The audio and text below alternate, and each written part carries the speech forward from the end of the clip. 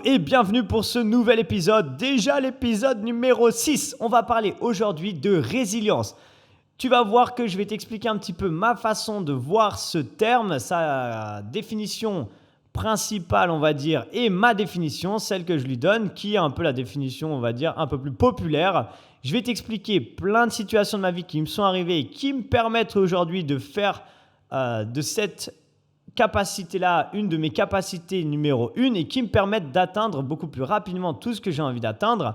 Je vais t'expliquer à la fin, donc écoute bien tout, une manière pour réussir à développer cette faculté de résilience. Donc si tu as besoin un petit peu d'être plus résilient, de savoir plus facilement affronter les épreuves de la vie, n'hésite pas à écouter ce podcast jusqu'au bout. J'espère que tu es prêt. C'est parti!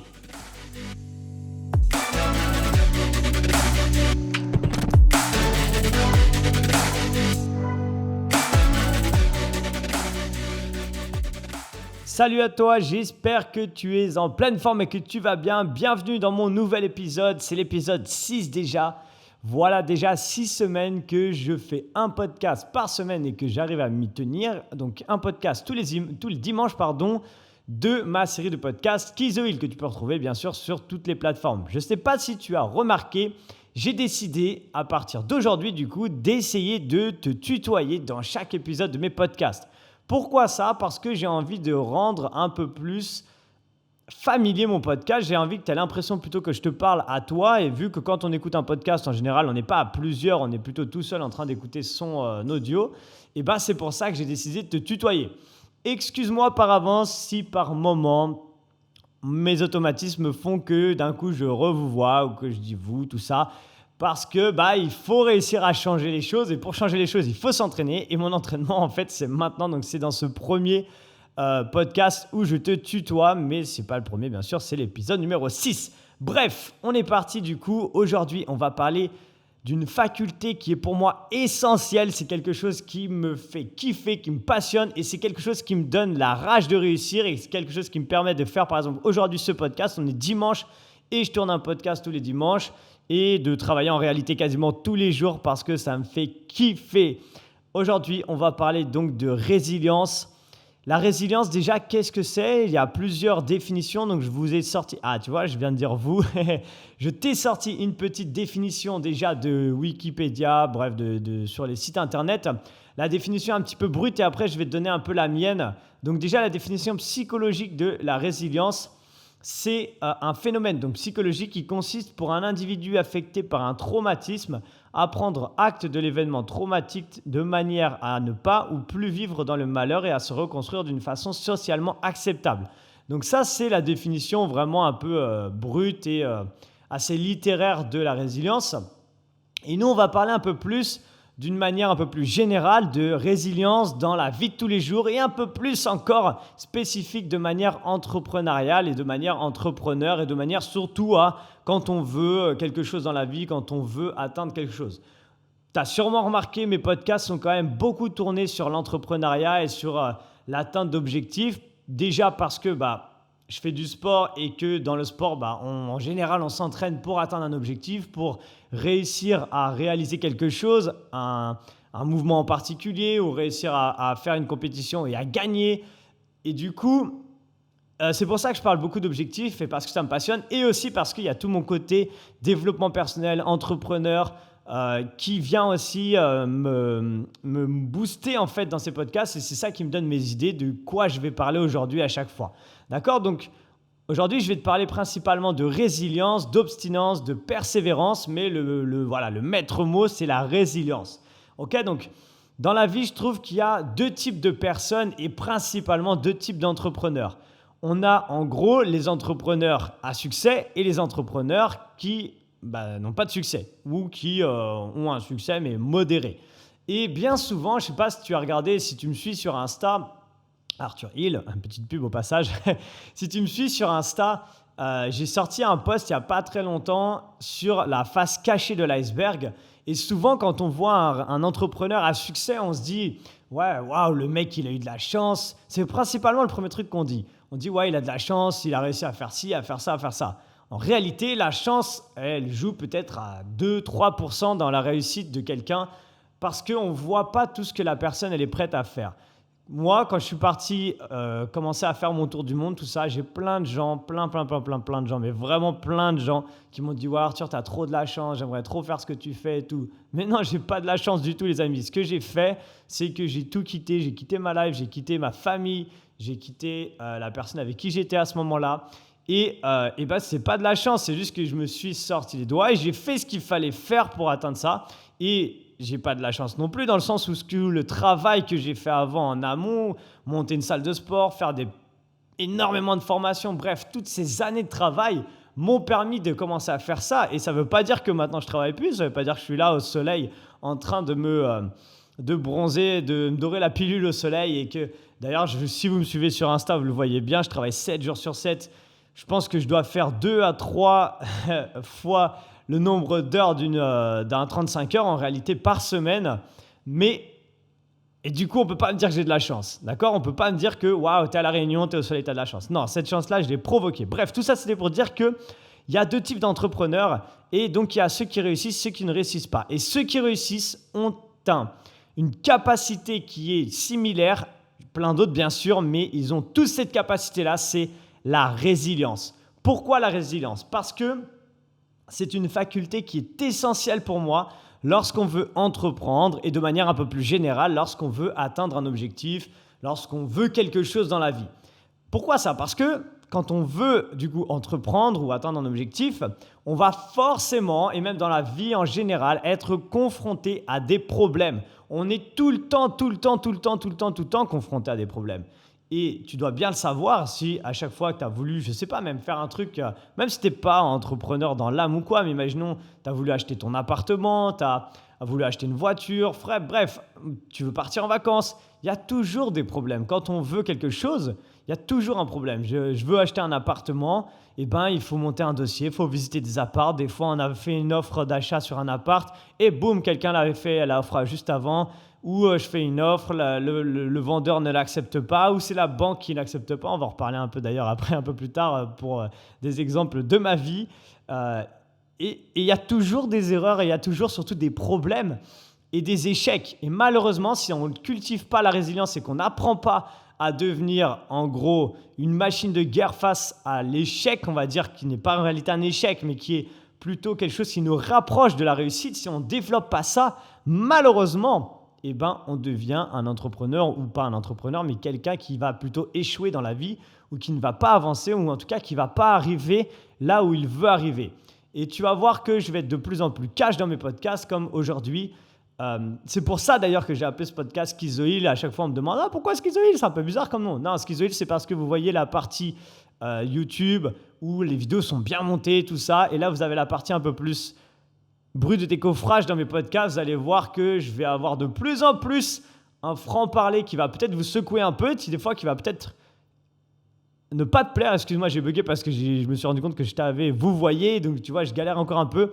Mais c'est comme ça que je veux que mon podcast soit. Je veux que ce soit sans mâcher mes mots. Je ne veux pas avoir l'impression de prendre des pincettes. Et c'est justement le format qui m'intéresse énormément. Et c'est pour ça que je me suis lancé dans le podcast, parce que j'avais envie de diffuser une autre façon, une autre source de contenu, d'une autre manière.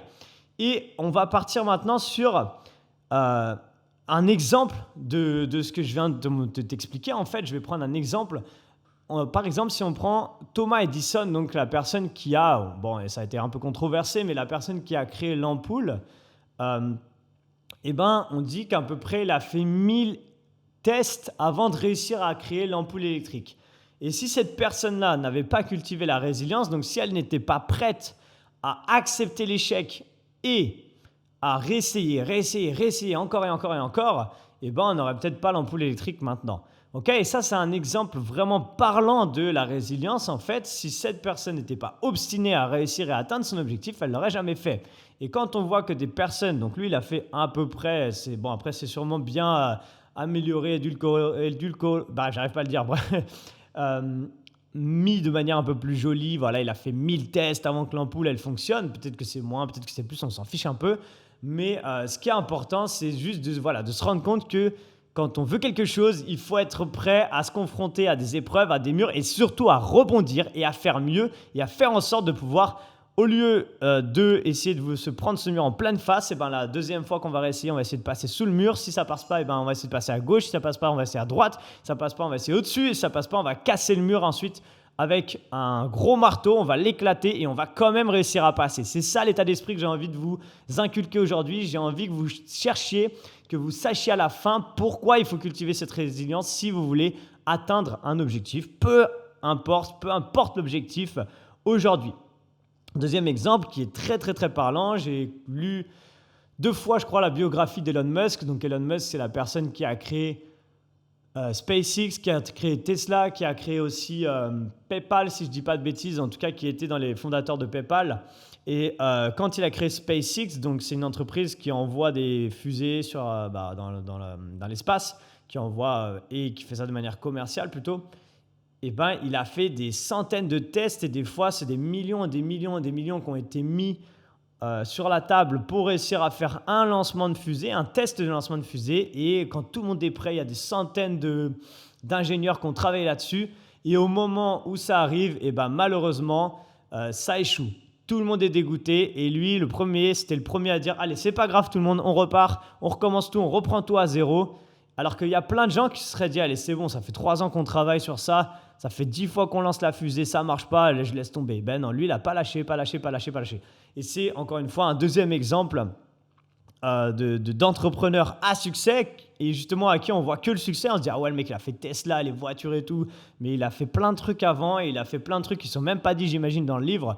Parce que, tout simplement, c'est pas intéressant souvent de savoir les échecs. Alors qu'en réalité, c'est souvent les échecs qui nous forment et qui nous apprennent à devenir, qui nous font grandir quoi qu'il arrive.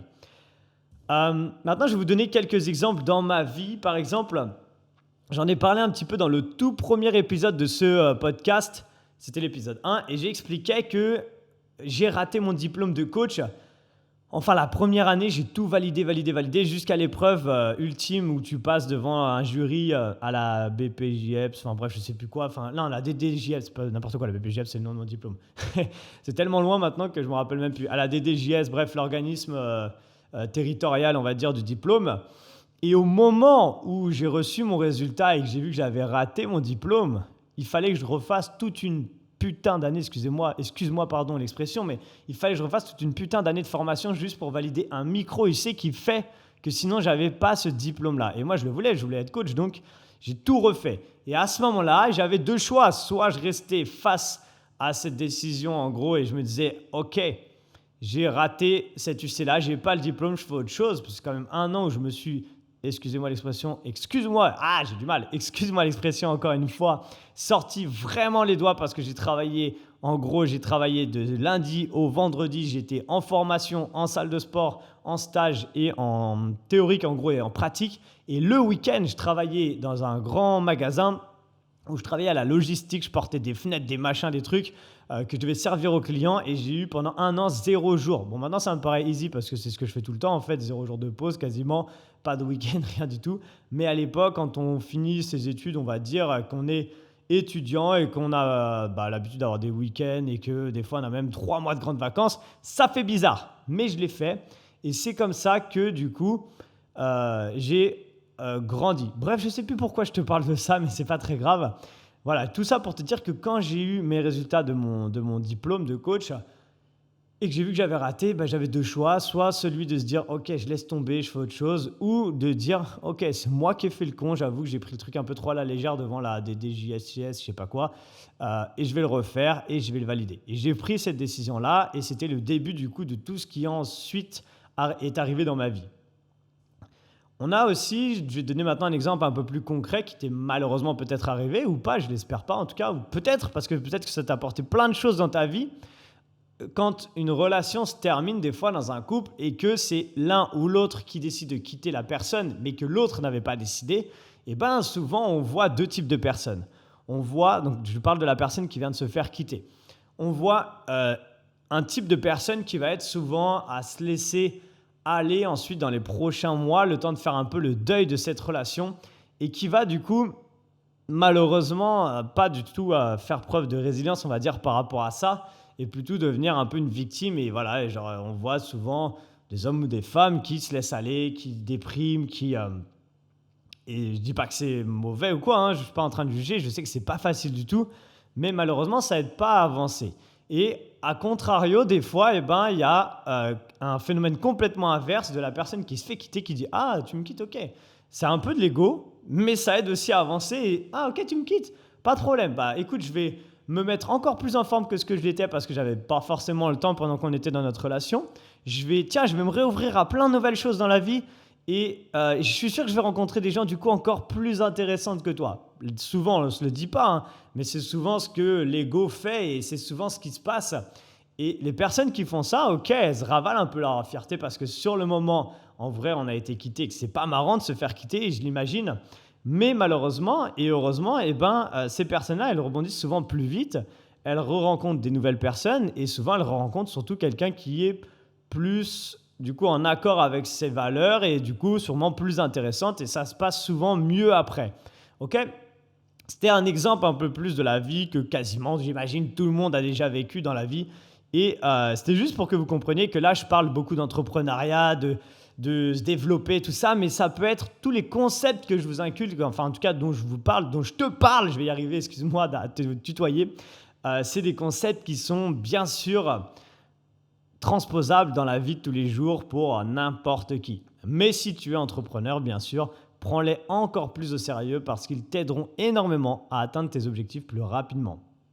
Maintenant, je voudrais te parler un petit peu de quel type de profil ont cette faculté. Parce qu'il y a des gens comme moi, on va dire, qui ont un peu plus cette faculté d'avoir cette faculté justement en eux de manière innée. D'accord? C'est-à-dire qu'il y a des gens comme moi ou comme d'autres qui facilement ont une facilité à rebondir suite à un problème. Déjà, je ne sais pas pourquoi, mais j'ai toujours kiffé les moments où il y a des problèmes dans la vie. Les moments où, tiens, il y a un problème, et moi, je suis plutôt du genre à, dès qu'il y a un problème, à me dire, ah putain, il faut que je trouve une solution, j'ai trop envie de trouver une solution à ce problème. Et du coup, j'ai toujours kiffé un peu les problèmes, même quand c'est des trucs super chiants. J'aime bien les situations un peu qui sont pas prévues, donc des imprévus, mais des imprévus chiants. Je sais pas pourquoi, j'ai toujours kiffé ça. Un jour, je devais partir en week-end avec ma copine de l'époque, et on a crevé, en gros, le pneu a crevé au moment de départ, et du coup, on n'est pas parti. C'était trop chiant parce qu'en réalité, on devait aller se faire un super week-end et tout. Du coup, on n'est pas parti faire ce week-end. Mais je sais pas pourquoi, j'étais content de trouver des solutions, à trouver une dépanneuse et tout, alors qu'en réalité, c'était une situation hyper chiante. Et du coup, dans la vie, c'est toujours pareil, il y a toujours deux solutions face à ça. Et donc, je vais te parler un petit peu de quel type de profil ont ça et un petit peu, je vais te raconter un peu des histoires qui me sont arrivées. Et j'espère que ça va t'inspirer, donner envie aussi de développer ça si tu ne l'as pas encore, ou que ça va te renforcer encore plus dans cette idée de développer cette faculté. Et je vais te donner à la fin comment faire une sorte de plan d'action un peu pour développer cette faculté. Déjà, ce qui se passe donc pour les gens qui ont ça un peu de manière innée, c'est qu'il faut avoir une sorte de rage en soi. J'ai en moi une rage extrême qui n'est pas néfaste, hein, c'est pas une rage mauvaise, c'est pas quelque chose de péjoratif, mais j'ai une rage de ouf de réussir. Et ça, je le tire de plusieurs choses, mais on va en parler après, mais je le tire principalement de mon pourquoi. Mon pourquoi, c'est, on en a déjà parlé un petit peu, des pourquoi je veux tout ça, ok? Pourquoi je veux tout défoncer sur YouTube, pourquoi j'ai envie d'être libre géographiquement, pourquoi j'ai envie de tout ça. Et une fois que j'ai trouvé mon pourquoi, en général, on sait du coup pourquoi on se lève le matin, on sait pourquoi on fait des journées de 10, 12, 14 heures de travail à la place de quelqu'un qui serait à peut-être 5-6 heures et qui le ferait juste parce que son pourquoi, ça serait juste d'avoir de l'argent pour payer les factures et manger. Moi, je sais pourquoi je fais ça et je sais du coup pourquoi j'ai la rage de ça. Et ça, déjà, ça me donne une énergie incommensurable par rapport à la moyenne des gens qui n'ont pas trouvé de pourquoi ils ont envie d'avancer. Ensuite, en moi, il y a quelque chose que j'ai jamais avoué d'ailleurs, que seules les personnes très très proches de moi connaissent, c'est que quand j'ai été jeune, donc je te l'ai déjà dit, excuse-moi, j'étais beaucoup introverti et j'étais assez timide.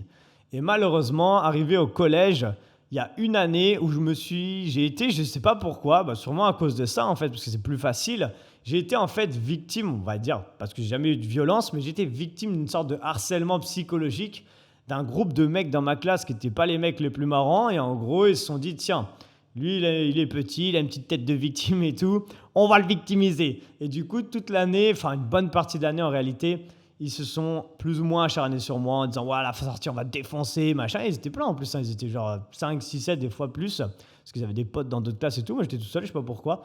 Et enfin, tout seul face à eux en réalité. Et du coup, j'ai développé une sorte de complexe d'infériorité à cette époque-là, j'imagine, qui a fait que, eh ben, grâce à mon esprit de résilience, a fait que je me suis dit, je vais les défoncer, ces mecs-là. Mais pas les défoncer physiquement, parce qu'en réalité, ils ne m'ont jamais touché. Parce que je faisais, en gros, c'était une année horrible pour moi. Je séchais les cours. J'arrivais, en gros, par exemple, je faisais toute ma journée de cours. Et si je finissais à 17h, je séchais le dernier cours à 16h pour passer par-dessus la grille, pour être sûr qu'à la sortie, ils ne me retrouvent pas et qu'ils ne m'attrapent pas. Et j'ai fait ça pendant des semaines, des mois. Je ne me rappelle plus exactement, mais ça a duré très longtemps. Et c'était une année qui a été vraiment très éprouvante pour moi. Bref, on ne va pas trop rentrer dans le sujet, mais tout ça pour dire qu'à l'issue de cette année, le truc qui m'est arrivé, c'est que je me suis dit, putain, déjà plus jamais ça. Et ensuite, je me suis dit, putain, tu vois, tous ces mecs-là qui m'ont fait ça, peut-être qu'ils n'ont pas eu de chance dans la vie, qu'ils n'ont pas une super éducation et tout, mais putain, qu'est-ce que je vais les défoncer. Mais pas défoncer, encore une fois, physiquement, je vais les défoncer de soit ma réussite, de soit les recroiser un jour et juste aller leur parler et dire, ouais, pourquoi t'as fait ça. Enfin bref, je me suis dit, je vais les défoncer de manière un peu indirecte. Mais en tout cas, en fait, je m'en fous, je les ai quasiment jamais recroisés, j'ai recroisé un ou deux mecs, mais c'est même pas le fait d'aller les voir, on s'en fout en réalité, je m'en fous en vrai de ces gens. Parce que ma revanche, elle est en moi maintenant et je l'ai largement dépassée en réalité, tout ça, c'est loin derrière moi. Mais ça m'a donné une putain de deuxième rage de vaincre et de réussir en me disant, ok, ces mecs m'ont fait ça, et aujourd'hui, je veux être sûr que déjà je suis heureux dans ma vie parce que je suis pas sûr qu'ils le sont. Peut-être que si, je l'espère pour eux et en même temps, quand on est jeune, on est un peu con, donc on évolue et j'espère qu'en tout cas, ils ont une vie différente de ce qu'ils avaient en tout cas à l'époque. Mais en tout cas, je veux être sûr que moi, je réussisse ma vie et que je suis heureux maintenant et que je me sente plus faible. Et du coup, j'ai développé ce complexe d'infériorité qui fait que j'ai besoin de me sentir tout le temps supérieur, même si ce n'est pas forcément bon à tous les niveaux. Mais en tout cas, ça me donne encore une fois une sorte de rage de vaincre et je vais vous donner d'autres exemples après. Alors, par exemple, il faut également avoir un esprit de compétition. En fait, tout ça, c'est des choses qui font que quand il va vous arriver une situation, en fonction de la situation, soit ça va être votre rage à l'intérieur, votre pourquoi qui va réagir et faire en sorte que vous avez, en gros, vous allez rebondir sur cette situation et vous allez trouver une solution. Soit c'est votre complexe d'infériorité ou votre ego qui va dire « Non, c'est mort, je lâche pas l'affaire ». Soit ça va être justement, du coup, maintenant, je vais parler de mon esprit de compétition et ça me vient de ma famille, de mon côté, du coup, plutôt paternel. Tout simplement parce que je ne sais pas pourquoi, dans ma famille, du côté de mon père, donc mon grand-père, j'ai connu aussi mon arrière-grand-père, mais pas assez longtemps pour savoir si lui était comme ça. J'imagine que oui, mais on a un putain d'esprit de compétition qui est hardcore. C'est-à-dire, je vous donne un petit exemple, quand j'étais petit, j'avais même pas 10 ans je crois, je faisais jouer au ping-pong quand j'allais en vacances chez mon grand-père, je jouais au ping-pong avec lui. Et lui, il faisait du tennis de table, pardon. Il faisait du tennis de table depuis des années en club. Moi, j'étais enfant, hein. Et il disait, allez, on fait un match. Et genre, quand t'es petit, tu te dis, ouais, ton grand-père, il va te laisser gagner ou il va être gentil. Pas rien du tout. Il me faisait des trucs de malade, des lifts et tout. Genre, la balle, elle partait dans tous les sens. Il m'éclatait, il me mettait 21-0. Il avait aucune pitié. Ensuite, avec mon père, quand mon grand-père et mon père jouaient au ping-pong, tout ça, c'était pareil. Il y avait un putain d'esprit de compétition. Et quand je faisais avec mon père, c'était pareil. Je me rappelle que pendant une période, j'étais parti en vacances avec lui. Et on avait, par exemple, on avait une table de ping-pong pendant les vacances. Et on faisait que de jouer au ping-pong, mais genre on jouait pas pour rigoler, on jouait pas pour s'amuser. Genre on faisait des matchs tout le temps. Et moi, je me suis buté au ping-pong juste pour le défoncer parce que j'avais ce putain d'esprit de compétition en gros, qui me vient de ma famille. Bref, tout ça, c'est pour dire que j'adore ça, j'adore cet esprit de compétition qui, des fois, peut être un petit peu chiant dans la vie par rapport aux gens que je côtoie, tout ça, parce que ça fait que des fois, tu es tout le temps dans la compétition. Même, par exemple, tu vas faire un jeu de société et tu vas avoir envie de gagner. Genre, juste avant de repartir à La Réunion, là, j'ai joué aux petits chevaux avec mon neveu et ma nièce. C'est débile, hein, tu vois, mais genre, j'ai gagné. Et dans ma tête, je me suis dit, ah, j'ai gagné. Alors que j'ai joué aux petits chevaux, quoi. S'il te plaît, c'est juste, tu jettes des dés et tu gagnes ou pas. Mais après, bien sûr, je leur ai rien dit ou quoi. Mais dans ma tête, je peux pas m'en empêcher de me dire, ah, j'ai gagné. Enfin, bref, tout ça pour dire que l'esprit de compétition va par moment t'aider justement à faire en sorte de rebondir sur des situations, des épreuves de la vie qui n'étaient pas prévu. Ensuite, j'ai en moi également quelque chose qui m'aide énormément, c'est que j'ai un esprit positif. J'ai un esprit positif, ce qui fait, je l'ai un petit peu parlé tout à l'heure quand je parlais de mon pneu qui a crevé en partant en week-end et tout. Mais en fait, j'ai un esprit ultra positif qui fait que je suis tout le temps en train de chercher la solution, mais de manière positive. Donc, je suis tout le temps en train de me dire, ah, il s'est passé ça, comment je vais faire? Qu'est-ce qui va se passer? Et je suis jamais en train de me morfondre et me dire, ah putain, comment, oh non, non, non, non, ça c'est un truc pour moi, c'est impossible. D'ailleurs, ça m'insupporte les gens comme ça. J'ai du mal à supporter ça parce que je me dis, mais arrête de te morfondre, cherche une solution. Tu vas trouver une putain de solution et tu vas faire autre chose et ça sera encore mieux sûrement après, tu vois. Mais arrête de te morfondre. Et donc, avoir un esprit positif, c'est hyper important pour ça quand on veut un truc dans la vie, peu importe, à n'importe quel niveau. Je vous donne un exemple, par exemple, du coup, lorsque j'ai commencé ma chaîne YouTube, au tout début, et ça c'est un peu, j'ai écouté beaucoup de podcasts de YouTubeurs, c'est tous les YouTubeurs qui ont ressenti ça. Quand on poste sa toute première vidéo, on est tout content, on se dit waouh, ça y est, on a vu une vidéo peut-être à peu près similaire avec des millions de vues et tout, on se dit ouais, c'est bon, j'ai fait un titre cool. Bon, en réalité, on se rend compte que quelques années après que la vidéo elle était horrible, la miniature était horrible et le titre était horrible et on se dit ouais, c'est bon. Et en fait, au bout d'une semaine, on se rend compte qu'on a fait genre 10-15 vues et genre là, si on n'a pas un état d'esprit positif et qu'on n'est pas prêt à la résistance, au choc mental, on arrête vite d'être youtubeur et on relâche l'affaire. Et quand même après 1 an, 2 ans, 3 ans, des fois on fait des gros flops quand on lance une vidéo, on se dit ah celle-là va défoncer tout. Et en fait non. Si on n'a pas cet état d'esprit positif, à toujours se dire c'est pas grave, je vais en faire une nouvelle et je vais faire un nouveau format, je vais chercher une nouvelle façon de faire, je vais chercher, bref. Malheureusement, on peut vite baisser les bras devant une épreuve, devant un problème. Et donc, il faut essayer de cultiver cet état d'esprit positif qui, des fois, petit disclaimer quand même, qui, des fois, n'est pas forcément bon dans toutes les situations. Je m'explique. Je suis tellement positif que des fois, ma vision des choses est tellement positive que je ne veux même pas me rendre compte de certaines choses. Et des fois, d'être avec quelqu'un qui est un petit peu moins optimiste, ça va plutôt attirer vers le milieu les deux avis et ça va permettre de se dire ah oui, j'avais pas pensé à ça, qu'il aurait pu se passer ça. Et des fois, on va peut-être un peu plus se compléter quand on est avec quelqu'un d'un peu pessimiste. Pas à 100% pessimiste parce que pour moi, ce serait impossible, mais d'avoir quelqu'un qui va un petit peu voir aussi les problèmes qui peuvent arriver, quand on réalise quelque chose. Donc, avoir un esprit positif, c'est cool, mais il faut quand même chercher de temps en temps à revenir un peu en arrière et se dire ok, c'est cool, mais qu'est-ce qui pourrait arriver? Dernier, pour moi, type de profil, choses qui vont permettre de savoir si toi, tu es un petit peu dans cette catégorie de gens qui ont déjà la résilience un peu en eux ou qu'il va falloir le développer. Justement, on va voir comment après réussir à développer cette capacité. C'est d'être un fonceur dans la vie. Est-ce que dans la vie, quand il y a une décision à prendre, est-ce que tu es plutôt du genre à tout de suite savoir oui, non, c'est bon, je le fais pas? Ou est-ce que tu es plutôt du genre à te poser 50 000 questions, retourner ciel et terre pour savoir si c'est le truc à faire? Ou en tout cas, quand tu veux par exemple mener un projet à bien, est-ce que tu vas faire des plans sur la comète pendant des années avant de te lancer? Ou est-ce que boum, tu commences tout de suite? Je pense que tu l'as compris, moi je suis plutôt de la catégorie 1 des gens qui prennent la décision directement. C'est-à-dire, et même c'est des fois mauvais, parce que des fois je vais vraiment beaucoup trop vite, dans le sens où des fois je me dis tiens, je lance un nouveau projet et boum, allez c'est parti, je le lance, quitte à bâcler un peu le projet. Malheureusement, des fois c'est un peu un inconvénient pour moi parce que je vais vraiment trop vite. A contrario, quand je suis avec quelqu'un avec qui je dois prendre une décision mais qui lui est complètement à l'inverse, c'est horrible pour moi parce que cette personne, j'ai l'impression qu'elle me freine, qu'elle me ralentit, qu'elle fait tout pour pas que j'avance et du coup c'est hyper dur, je suis obligé de prendre sur moi et au final ça marche pas malheureusement. Je suis obligé de travailler soit tout seul ou de travailler avec des gens qui ont au moins une prise de décision assez rapide. Et du coup, ça va déterminer si vous êtes plutôt un fonceur dans la vie ou pas. Si vous êtes plutôt du style à dire « Oh, attention, on va prendre plutôt ces précautions », ou si vous êtes plutôt du style « Allez, c'est mort, j'y vais, on verra bien ». Et bien souvent, quand j'ai été « Allez, j'y vais, boum, je fonce », je me suis pris un gros mur en pleine gueule. Mais c'est pas grave.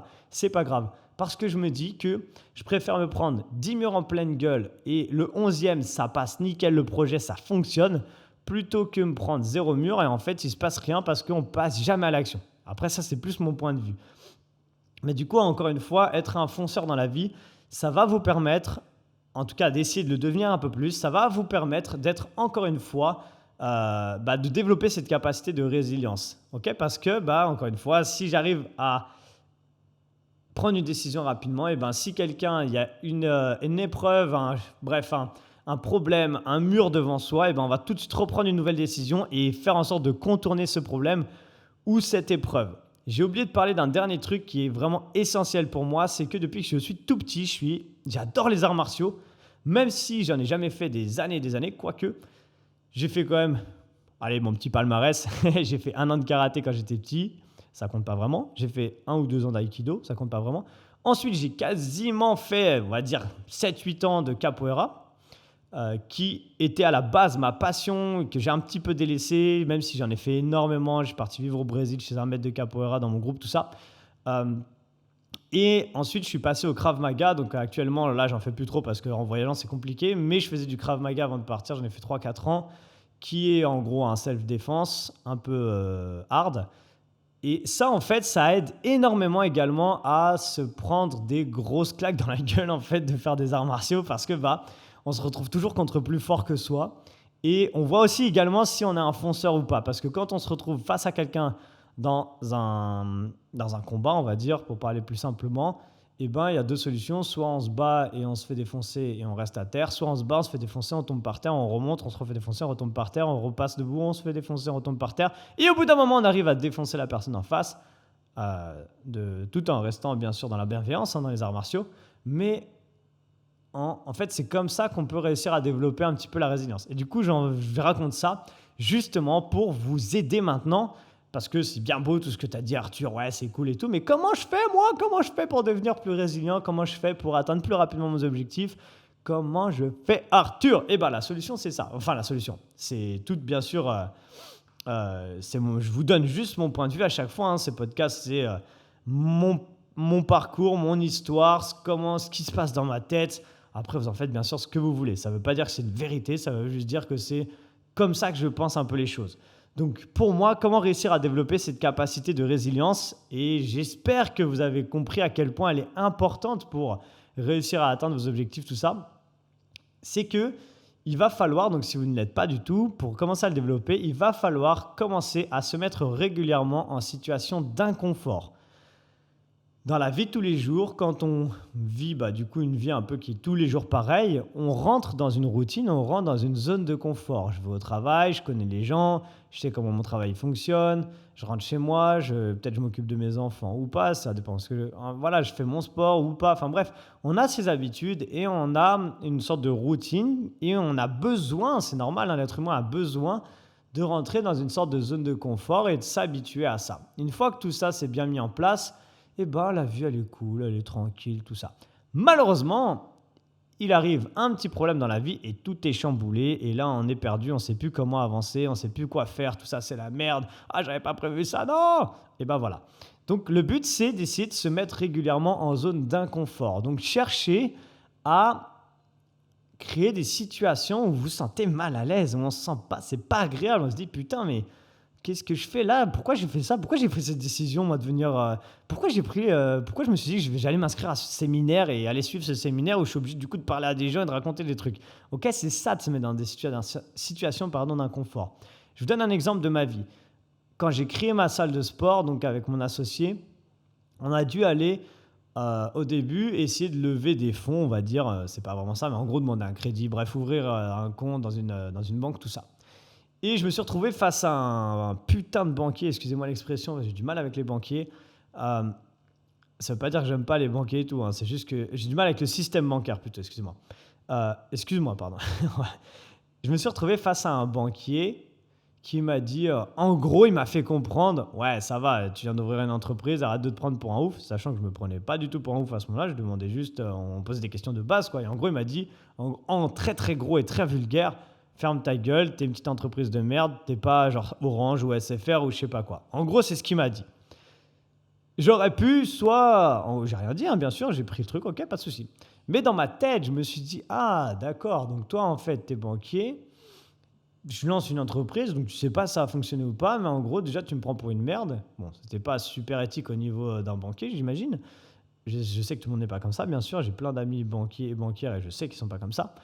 Euh, mais je me suis dit, d'accord, donc face à ça, j'aurais pu me dire, ah l'enfoiré et tout, j'avoue, je suis une petite entreprise. Non, moi je suis sorti, j'ai dit, ah d'accord, je suis pas Orange, je suis pas SFR, il n'y a pas de problème. Mais par contre, je vais bien te faire fermer ta gueule parce que tu vas voir que dans les prochaines semaines, prochains mois, prochaines années, tu vas voir que ce que tu es en train de dire là, tu vas le regretter parce que ma société va fonctionner et que tu vas vraiment le regretter. Voilà. Mais en fait, j'en ai sorti une sorte de truc positif de quelque chose qui m'a foutu la rage, je l'avoue, sur le moment. Et c'est ce que j'ai fait. Ma salle de sport a fait x2 en termes de bénéfices et de chiffre d'affaires pendant 3 ans jusqu'au Covid. Je vous ai déjà expliqué l'histoire. Je t'ai déjà expliqué l'histoire, excuse-moi. Tu vois, j'ai encore du mal. Hein. Et là, en fait, aujourd'hui, je sors de ma zone de confort, de me forcer à tutoyer parce que c'est dur pour moi de le faire. Donc, cherche à sortir de ta zone de confort. Par exemple, si, imaginons, tu as du mal à parler à un inconnu, eh ben, dis-toi, allez, vas-y, tous les jours, j'essaie de parler à un inconnu. Ou tous les 2 jours, peu importe. Il y a un jour, un formateur, il m'a dit, moi, tous les jours, c'est dans ma to-do list, tous les jours, je dois faire un truc qui me sort de ma zone de confort. Et franchement, c'était un putain de conseil parce que si tous les jours, on fait quelque chose qui nous sort de notre zone de confort, déjà, on évolue beaucoup plus rapidement parce qu'on apprend forcément de nouvelles choses. On apprend, si par exemple, j'ai du mal du coup à parler à quelqu'un, un inconnu, et que je me force à le faire tous les jours, ok, la première fois, ça va être horrible, ça va être catastrophique. La deuxième fois, pareil. La troisième fois. Et ça se trouve, au bout d'un mois, eh ben, on va devenir grave à l'aise de parler à quelqu'un qui est un inconnu. Et du coup, on va devenir hyper social. Et du coup, ça va nous faire rencontrer une nouvelle personne. Et boum, voilà, c'est la personne de votre vie. Et vous allez faire des enfants. Bref, vous avez compris. C'est juste que quand je sors de ma zone de confort, je me retrouve confronté du coup à des situations auxquelles je n'étais pas préparé. Et du coup, il va falloir du coup que je fasse... il va falloir que je devienne résilient parce que je vais forcément me retrouver face à des murs, face à des situations pas prévues. Il va falloir que je sache rebondir. Donc, la première des choses à faire, c'est essayer de te mettre face à des situations d'inconfort. Essaye de le faire au moins 1 ou 2 fois par semaine. Si tu peux tous les jours, c'est ouf. Trouve des choses qui te mettent dans un inconfort vraiment pas agréable du tout et essaye de le faire de temps en temps. Tu vas voir, ça risque déjà de te changer la vie et tu vas voir que tu vas avoir plus de confiance en toi. Tu vas te sentir mieux, enfin bref, essaie de le faire et tu me diras dans les commentaires si tu regardes la vidéo sur YouTube ou ailleurs ce que ça t'a fait. Ensuite, la deuxième des choses qui est un petit peu liée, hein, c'est un peu imbriqué tout ça, c'est cherche à te faire recaler régulièrement. Je sais que c'est un peu chelou comme exemple, mais je vais t'expliquer un peu un épisode de ma vie, tu vas un peu plus comprendre. Cherche à te faire recaler. Cherche à te prendre des gros bâches dans la gueule, un petit peu comme ce que je te disais au niveau du sport, quand je faisais des arts martiaux, enfin que je faisais de la capoeira, tout ça. Cherche à te faire défoncer, mais d'une manière gentille. C'est-à-dire, moi, ça fait depuis 2011, un truc comme ça, je crois que je suis entrepreneur, que j'avais un statut d'auto-entrepreneur, après je l'ai passé d'une manière différente, mais que je ne suis pas salarié. Ça, on s'en fiche un peu, mais pourquoi je raconte ça? Pourquoi je te raconte ça? Ah, je vais y arriver. Hein. Pourquoi je te raconte ça? Parce que ça fait du coup plus de 10 ans. Et il y a un moment, je me suis énormément intéressé à l'immobilier. J'étais hyper chaud, j'ai lu des dizaines de livres dans l'immobilier, j'ai acheté des formations, j'ai suivi des séminaires, bref, j'ai fait beaucoup de formations dans l'immobilier pour, forcément, tu as dû en entendre parler maintenant, l'immobilier c'est un Eldorado, mais il faut beaucoup se former et il faut savoir faire les choses bien. Donc je me suis beaucoup formé, j'ai tout fait, j'ai fait des 50aines de visites, d'appartements, bref.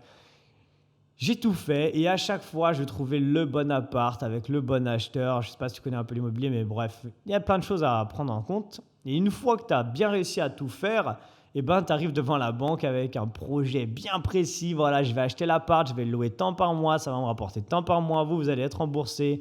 Bref, j'avais fait une sorte de business plan comme pour une entreprise en fait, mais pour un appart. Bien souvent, malheureusement, je suis tombé sur des banquiers qui géraient pas trop ça. Et en fait, le vrai problème, c'est qu'ils ne regardaient pas mon business plan, ils n'avaient rien à faire parce que, malheureusement, c'est pour ça que j'ai du mal avec le fonctionnement des banques. Leur seul fonctionnement, c'est « Ah, mais vous n'êtes pas salarié ?» Bah c'est mort, on vous prend pas. Ok, donc et après on fait une deuxième banque. Ah, vous n'êtes pas salarié. Et en fait c'est que ça. Et je me suis pris des gros bâches juste parce que j'étais entrepreneur. Oui, je suis juste entrepreneur depuis 10 ans. Hein. Ça veut juste dire que j'ai des bilans depuis 10 ans. Ah oui, mais c'est entrepreneur. Enfin bref, désolé, je fais cette voix parce que ça m'a tellement rendu ouf. J'ai fait tellement de rendez-vous, je me suis pris des gros bâches. On m'a dit, ouais, va voir lui, c'est un directeur d'agence, tu viens de ma part et tout. J'ai été le voir, je lui montre mon projet. Ah ouais, ton truc, il est stylé, c'est bon et tout. 2 semaines après, ouais, c'est mort, t'es entrepreneur. Bref, tout ça pour dire qu'à un moment, je l'ai presque pris un peu à la rigolade et je savais pertinemment qu'une fois que j'allais arriver dans le bureau du banquier, que j'allais lui montrer mon projet, déjà qu'il n'en avait rien à foutre de regarder mon business plan, de comment ça allait fonctionner, tout ça. Lui, tout ce qu'il voulait savoir, c'est est-ce que j'ai un putain de CDI avec un salaire qui tombe tous les mois ou pas. Et si ça, j'avais ça, eh ben, c'était bon, je l'avais l'appart. Mais comme je ne l'avais pas, je me faisais rebarrer. Ok. Ça a énormément développé mon esprit de résilience parce qu'à chaque fois qu'on se prend un gros bâche comme ça et qu'on a dépensé plusieurs milliers d'euros dans des formations, qu'on a lu des livres et qu'on a vraiment envie de le faire, ça a développé encore plus mon esprit de résilience qui me permet aujourd'hui d'avancer encore plus. Donc cherchez à vous faire recaler, cherchez à aller dans des situations où vous savez pertinemment que c'est mort de toute façon.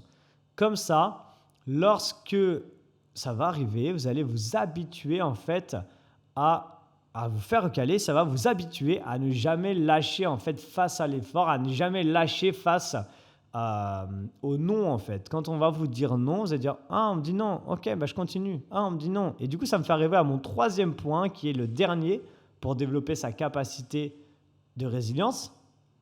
Et donc, c'est chercher, en fait, il faut entraîner son esprit à l'obstinence, la persévérance, d'accord ? Moi, je suis quelqu'un d'hyper obstiné, en tout cas sur ce qui est de l'atteinte de mon objectif.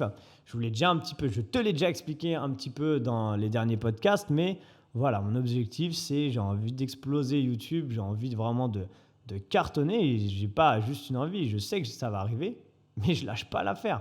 Ça veut dire que ça fait déjà plus de 2 ans, bientôt 2 ans, bref, je ne sais même plus. Ça va faire 2 ans que je suis sur YouTube. Je suis à 15 000 abonnés là pour l'instant et j'ai vraiment l'envie d'atteindre beaucoup plus, de dépasser les 100 000 et d'atteindre le million. Je n'ai pas honte de le dire, franchement, je sais que je vais l'atteindre parce que je suis un putain d'obstiné.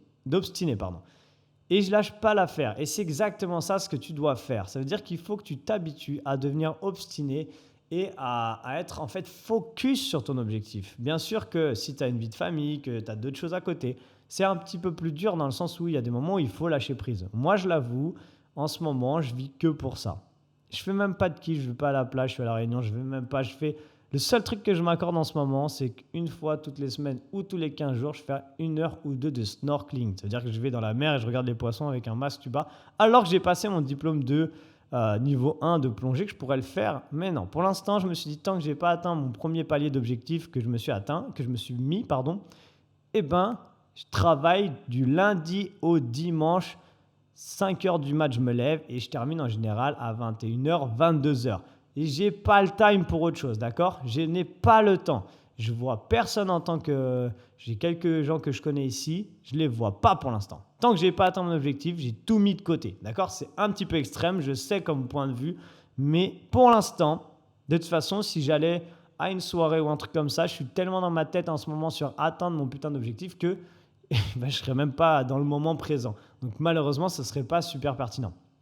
Du coup, entraîne ton esprit en fonction de ce que tu veux et de comment tu veux atteindre ton objectif ou ce que tu as envie d'avoir en fait, à devenir en tout cas plus obstinant et plus persévérant pour du coup, encore une fois, ne pas lâcher au moindre obstacle, à la moindre épreuve, au moindre truc. En fait, c'est ça qu'il faut, d'accord ? Je pense qu'on a fait un peu le tour de la question sur la résilience. C'est un sujet, je pense que tu l'as vu, j'ai jamais parlé autant tout seul, qui me tient vraiment à cœur parce que j'ai plein d'autres exemples et je ne vais pas tous te les raconter bien sûr dans ce podcast, mais c'est un truc qui est du coup tellement primordial pour avancer dans la vie et qu'encore une fois, je l'ai dit, ça peut être transposé pour n'importe quoi dans la vie, pas que dans l'entrepreneuriat. Qui va te permettre d'avancer, qui va te permettre d'atteindre des trucs dans ta vie que peut-être tu n'as jamais atteint. Et il faut absolument développer ça, déjà pour ne pas être une victime de la vie, mais pour être plutôt quelqu'un qui avance et qui choisit sa vie, tout simplement. Okay ? Donc voilà, on a fait à peu près le tour de ce podcast. J'espère que ça t'a plu. Je sais que j'étais un petit peu plus cash que d'habitude et je ne te le cache pas que je vais l'être de plus en plus. Et malheureusement, si ça ne te plaît pas, je t'invite à juste suivre mes vidéos YouTube où je suis de manière générale un peu plus posé, un peu plus foufou, mais ça reste socialement acceptable. Et dans ce podcast, c'est vrai que peut-être que des fois, je vais friser le moins socialement acceptable. Et je m'en fiche. Mon but, c'est ça. Donc voilà, en tout cas, si ça t'a plu et que tu m'écoutes sur une plateforme sur laquelle tu peux laisser un petit review, désolé, j'ai un accent de merde en anglais, je suis très nul en anglais, je vais me développer pour ça en tout cas aussi, mais n'hésite pas à me laisser des étoiles si tu as aimé, comme je te l'ai déjà dit la dernière fois, si tu as aimé, n'hésite pas à laisser 5 étoiles. Si tu n'as pas aimé, tu te dis ouais, c'est un connard ce mec ou quoi, eh ben ne mets rien, tout simplement. N'hésite pas à laisser un commentaire également. Si tu as écouté sur une plateforme où tu peux le faire, n'hésite pas à le faire. Et si tu m'as écouté sur YouTube, parce que je publie également ce podcast sur YouTube, n'hésite pas à mettre un like, un petit commentaire si ça t'a fait plaisir, un partage. Si tu le fais, ça veut dire que tu as écouté jusque-là et que du coup, tu es un warrior ou une warrior, que tu es un ou une championne en tout cas, et que tu es en train d'en apprendre plus, de développer. Et franchement, je te remercie et félicitations d'avoir écouté jusque-là.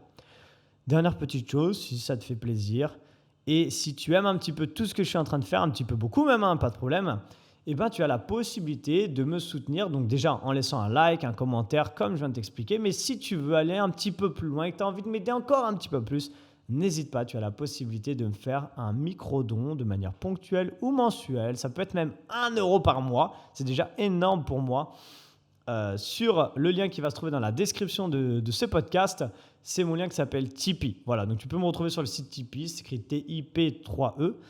Et tu marques Arthur Hill et tu vas retrouver plein de trucs sur moi, tout ça. Donc n'hésite pas à y aller. Si ça te fait plaisir de m'aider, ce sera avec grand plaisir. Encore une fois, c'est toi qui prends la décision de le faire ou pas. Il n'y a aucun problème par rapport à ça. Voilà, en tout cas, je te remercie d'avoir écouté jusque-là. J'espère vraiment que ça t'a apporté de la valeur. Moi, en tout cas, j'ai kiffé de parler de tout ça. Et du coup, je te dis au prochain épisode dans une semaine. Ciao.